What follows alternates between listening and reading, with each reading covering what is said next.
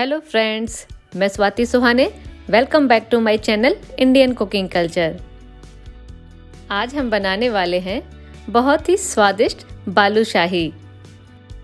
वैसे डेजर्ट में तो बहुत सारी रेसिपीज़ बनती हैं, बट बालूशाही की डिमांड बहुत ज़्यादा होती है क्योंकि लोगों को लगता है कि शायद इसे बनाना डिफ़िकल्ट है, बट ऐसा बिल्कुल भी नहीं है।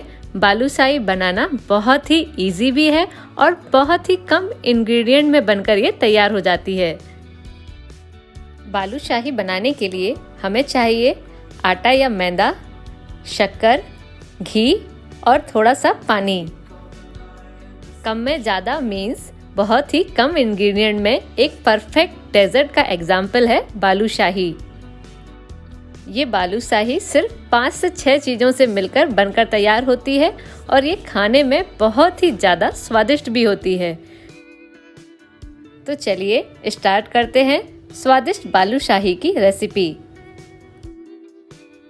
बालूशाही बनाने के लिए इसका जो रेशियो है वो बहुत ही सिंपल है। वो है 3 भाग मैदा और 1 भाग मोयन। अगर हम 3 कप मैदा ले रहे हैं तो उसमें हम 1 कप घी का मोयन लगाएंगे। कोई भी मिठाई बनाएं तो उसमें हमेशा घी का मोयन ही ऐड करें। वैसे अगर आप 1/4 घी भी ऐड करना चाहें तो उससे भी बालूशाही बन जाती हैं। जैसे कि 4 कप मैदा में 1 कप घी भी आप ऐड कर सकते हैं। बट अगर आप 3 कप मैदा में 1 कप घी ऐड करेंगे तो ये बालूशाही और भी ज़्यादा स्वादिष्ट बनेंगी। ये तो हुआ मोयन। घी और मैदे को हम अच्छे से मिक्स करेंगे। ये देखिए, इसकी कंसिस्टेंसी कुछ ऐसी है कि अगर हम इसे हाथ में बांधेंगे तो ये लड्डू की तरह बन जाएगा। अब हम इसमें ऐड करेंगे बिल्कुल थोड़ा सा बेकिंग सोडा। मैंने 3 कप मैदा में ½ टीस्पून बेकिंग सोडा ऐड किया है। साथ ही हम इसमें ऐड करेंगे 3 tablespoon thick fresh curd. वैसे बालूशाही में जो खस्तापन है वो सिर्फ मोयन से ही आता है, इसलिए आप बेकिंग सोडा बहुत ही कम ऐड करें, क्योंकि अगर आप सोडा ज़्यादा ऐड कर देंगे तो आपकी बालूशाही कढ़ाई में फैलने लगेंगी।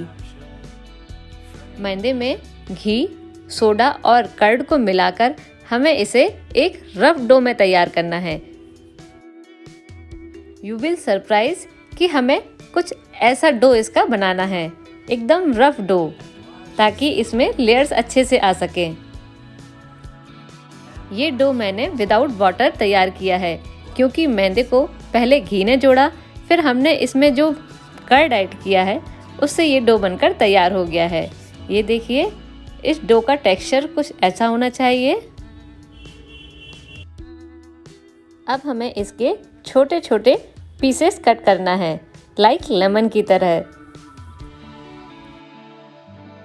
सारे पीसेस कट करने के बाद अब हमें इन्हें एक पेड़े का शेप देना है। ये देखिए, इनको अच्छे से राउंड करके हम पेड़े का शेप देंगे और बीच में एक हल्का सा होल करेंगे।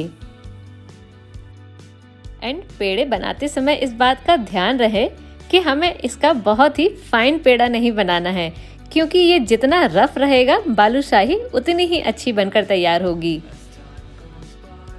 अब चलते हैं हम सेकंड स्टेप की तरफ। सेकंड स्टेप में हम बनाएंगे चाशनी, और चाशनी बनाने के लिए 2 भाग शक्कर और 1 भाग पानी लेना है। अगर हमने 2 कप शक्कर ली है तो हम उसमें सिर्फ 1 कप पानी ऐड करेंगे।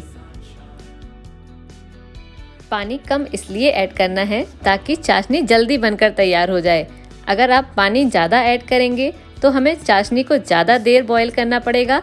ये टाइम कंज्यूमिंग भी होगा और गैस भी वेस्ट होगी। इसलिए आप चाशनी बनाने के लिए हमेशा 2 भाग शक्कर और 1 भाग पानी का यूज़ करें। अब चाशनी को कितना पतला और गाढ़ा रखना है ये भी मैं आपको बता देती हूँ। जैसे कि हम गुलाब जामुन के लिए 1 तार की चाशनी बनाते हैं, सेम उसी तरह हमें चाशनी को बॉईल करना है और इसे शहद की तरह स्टिकी होने तक पकाना है। 1 तार से भी कम की चाशनी हमें इसमें चाहिए, क्योंकि 1 तार की चाशनी बालूशाही के लिए थिक हो जाती है। अगर बालूशाही हमें रसीली और लिक्विड चाहिए तो चाशनी आप शहद की तरह स्टिकी बनाएं, मीन्स एक तार से थोड़ा कम बॉईल करें। मैंने यहाँ चाशनी में फ्लेवर के लिए 2 इलायची, 3-4 खड़ी काली मिर्च और थोड़ी सी मोटी सौंफ ऐड की है। ये ऑप्शनल है, आप अपने टेस्ट के अकॉर्डिंग सिर्फ इलायची भी ऐड कर सकते हैं। तो चलिए, जब तक चाशनी तैयार होगी हम बालूशाही भी घी में फ्राई कर लेते हैं। तो यहाँ मैंने घी को गर्म कर लिया है। बालूशाही को डीप फ्राई करते समय एक बात का विशेष ध्यान रखें कि हमेशा इसे चौड़े फैले हुए बर्तन में ही फ्राई करें और थोड़ा कम घी में फ्राई करें, क्योंकि बालूशाही अपना भी घी छोड़ती है। और चौड़ा बर्तन इसलिए लेना है क्योंकि बालूशाही जब सिकती है तो ये फूल कर या बढ़कर डबल हो जाती है, तो उसके लिए उसे जो स्पेस चाहिए वो ईजिली मिल जाता है। इसलिए आप बालूशाही हमेशा चौड़े बर्तन में ही फ्राई करें या आप इसे फ्राई पैन में ही सेकें। बालूशाही को हम एकदम धीमी आंच में सेकेंगे क्योंकि इसमें काफ़ी अच्छा मोयन भी है और ये काफ़ी थिक भी है। और इसकी जो थिकनेस है वो एकदम अच्छे से खुलना चाहिए ताकि ये अच्छे से चाशनी को एब्जॉर्ब कर सके और अंदर से एकदम पोली और रसीली हो जाए। उसके लिए हमें इसे एकदम धीमी आंच में पेशेंसली सेकना है। ये देखिए, ये सिककर साइज में जस्ट डबल हो गई है और इसने काफ़ी स्पेस भी ले लिया है। जब ये एक तरफ से सिक जाए तब हम इसे एकदम हल्के हाथ से पलटकर सेकेंगे। ये देखिए, ये कितने अच्छे कलर की सिक्कर तैयार हुई है और ये फूलकर जस्ट डबल से भी ज़्यादा हो गई है और एकदम अंदर से खोखली भी हो गई है। ये बहुत ही डेलिकेट है, इसलिए आप इसे बहुत ही हल्के हाथ से एक स्पून की हेल्प से पलटकर सेकें, नहीं तो ये टूटने लगेगी। Wow, it's looking so beautiful. जब तक ये सिक्कर तैयार होगी हम अपनी चाशनी भी देख लेते हैं। ये देखिए, एक तार की चाशनी भी बनकर तैयार है। एक तार की चाशनी में आप बालूशाही को लंबे टाइम तक स्टोर कर सकते हैं, बट अगर आपको तुरंत और रसीली बालूशाही खाना है तो चाशनी को थोड़ा सा पतला कर लें, लाइक शहद की तरह। या अगर आप कम मीठी बालूशाही खाना चाहते हैं तो भी आप चाशनी को थोड़ा सा पतला कर लें ताकि वो शहद की तरह स्टिकी बस रह जाए, फिर उसमें आप बालूशाही ऐड करें। सो फाइनली हमारी बालूशाही भी सिककर तैयार है। ये देखिए, ये कितनी ही शानदार हैं। इन्हें आप एक स्ट्रेनर में निकाल लें ताकि जो एक्सेस घी है वो निकल जाए। ये अभी भी बहुत डेलिकेट है, इसलिए आप इन्हें आराम से हल्के हाथ से निकालिए। ये लीजिए, परफेक्ट बालूशाही सिककर तैयार हैं। परफेक्ट इसलिए क्योंकि ये अंदर से एकदम पोली हैं, इनके अंदर सिर्फ हवा है। इन्हें आप कढ़ाई से निकालने के बाद तुरंत चाशनी में न डालें। अगर आप चाशनी में डाल देंगे तो ये बहुत ही सॉफ्ट भी हो जाएंगी और फट भी सकती हैं।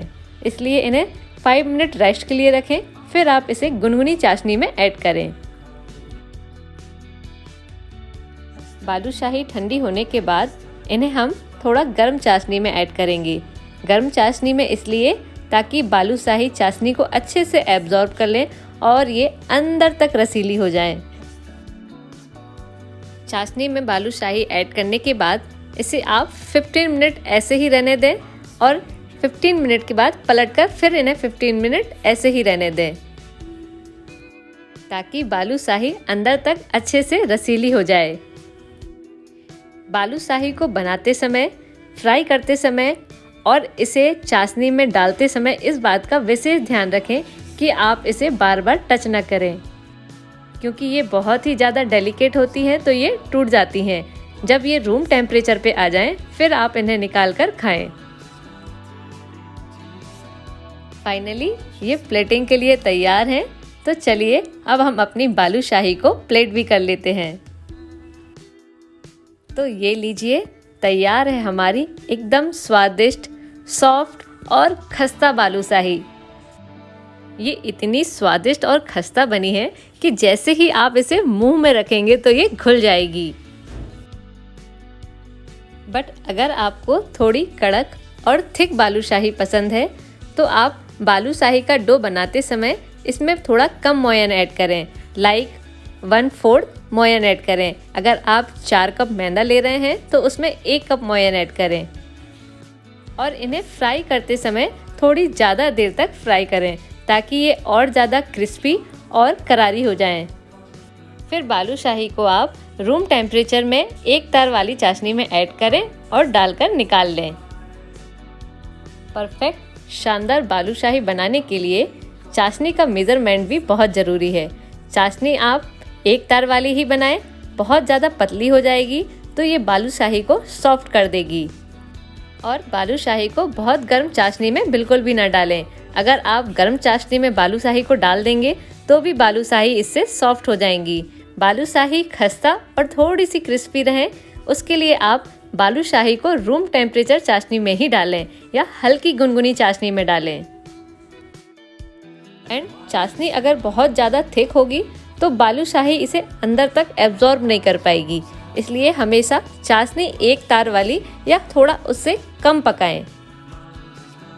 सेम इसी तरह आप सेकंड बैच की भी बालूशाही बनाकर तैयार कर लें। इसी तरह आप बना सकते हैं 2 प्रकार की बहुत ही शानदार बालूशाही। एक रसीली बालूशाही जो बहुत ही सॉफ्ट और खस्ता होगी, जिसे आप तुरंत यूज़ कर सकते हैं, जो मुंह में जाते ही घुल जाएगी।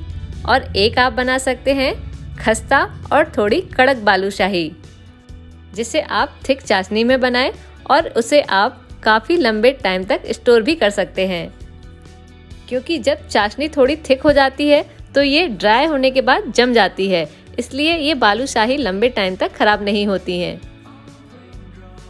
So please you also try it and share your experience, and please like and share my recipes and subscribe my channel. Thank you.